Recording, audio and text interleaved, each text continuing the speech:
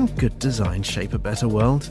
At Monocle's Quality of Life conference in Barcelona this September, we'll be putting that question to the people who already are. Join leading designers, architects, and creative leaders as we explore how design intersects with culture, business, and everyday life. Plus, great food, excellent company, and plenty of Catalan charm. Find out more and book your seat at monocle.com/conference.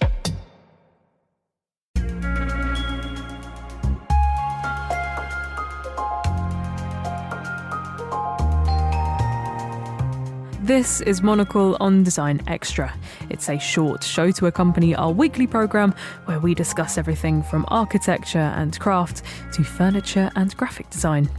I'm Maylie Evans. Dharma Taylor is a multidisciplinary designer. Since making a name with her eponymous menswear brand stocked at London's Dover Street Market and Primitive London, the maker has since turned her attention to textiles and furniture.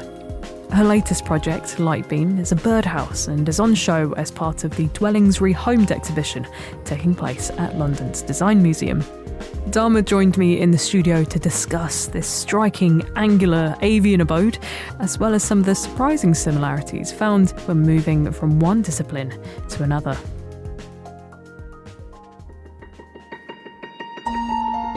It really transitioned from pieces adorned for the body to pieces for the home that were really functional and that everyone could enjoy. And I think I had a kind of a yearning to always experiment with wood. It actually started during lockdown, inspired by my great-grandfather being a self-taught carpenter.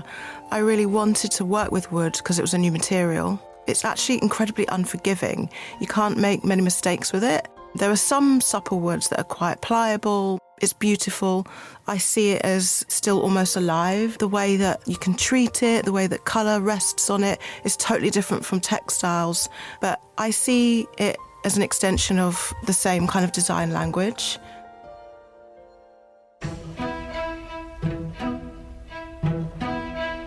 And I wondered how your previous work in fashion has informed your approach to working with timber and quite a different medium. It's incredibly different, but there's elements that are similar. When I'm working with wood, if I'm constructing a table or a chair, for instance, there are certain carpentry techniques that almost are similar to pattern cutting. So the way that you might piece a jacket together, the way that you've got the yoke or the fronts and the backs, and then you apply the sleeves. When you've got all your pieces cut out for the chair and you need to attach the legs to the base, to the backrest, there are certain elements and techniques and processes that I'm bringing over from my fashion training. With textiles, there's a warp and a weft, and if you work against that, you're going to come into problems. And the same thing with wood.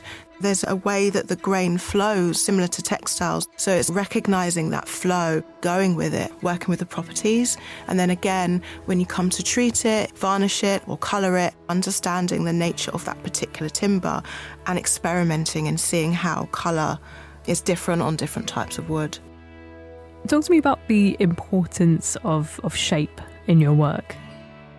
Shape and form is incredibly important within my practice. I think I'll have to give credit to studying fashion design for 4 years.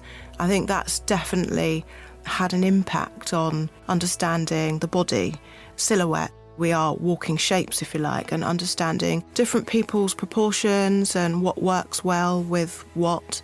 Without realising it, I think my knowledge of shape and form and how to place things together to sort of work aesthetically comes from that, and it's almost second nature.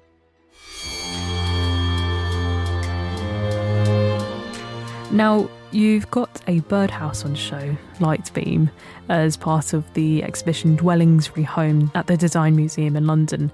Tell me a bit about the design and perhaps which bird species you hope might make it their own.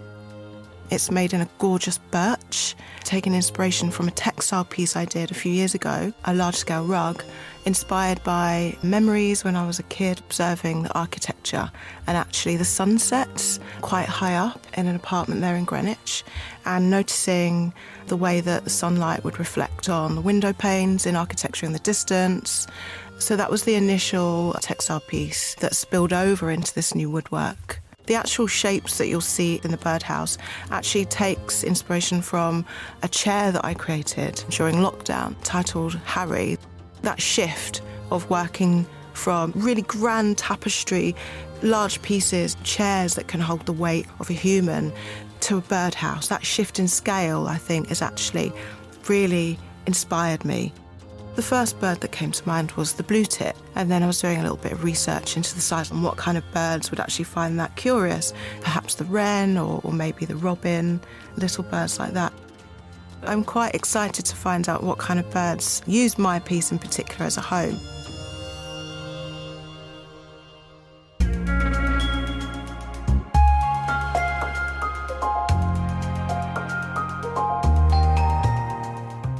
Dharma Taylor there. And you can see her work, Lightbeam, which is part of Dwellings Rehomed, on show at London's Design Museum until June 2027. So plenty of time to see which avian species makes a nest in that design there. That's all for this week. If you're eager for more design stories, then listen to our main programme, Monocle on Design, airing on Tuesdays at 8 p.m. London time. Or if you prefer print, you can pick up a copy of Monocle magazine. It's available on all good newsstands now. Today's episode was produced by me, Maylee Evans. Thank you very much for listening.